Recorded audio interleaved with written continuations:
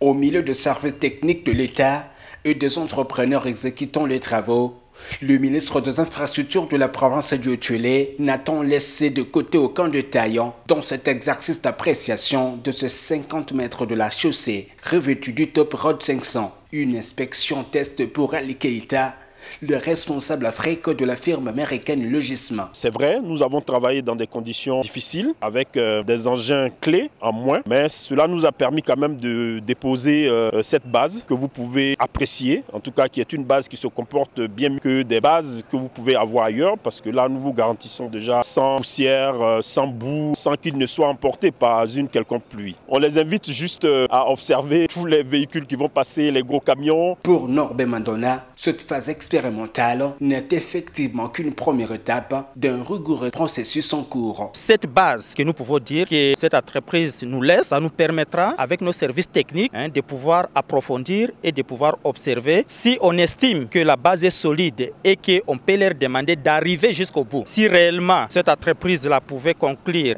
un contrat avec la province, ce n'est pas pour donner ça comme résultat final. Dans le programme d'action du gouvernement provincial, sous le leadership de l'honorable Christophe Bastian Nanga, gouverneur de province, il y a un programme d'asphaltage de la voirie urbaine d'Iziro. Nous sommes en train de chercher quelles sont les différentes entreprises avec lesquelles le gouvernement provincial va signer les contrats. Nuit et jour, de techniciens se sont relayés ici pour aménager ce terrain qui devrait recevoir la dernière couche en dépit des intempéries récurrentes dans la zone pour se conformer au protocole d'accord signé avec le gouvernement provincial de Haut-Uélé. En attendant la signature d'un éventuel contrat entre les deux parties, la population, elle, n'a pas tardé à réagir. Une fois réalisé, ce projet sera le premier du genre depuis le départ du pouvoir colonial en 1960.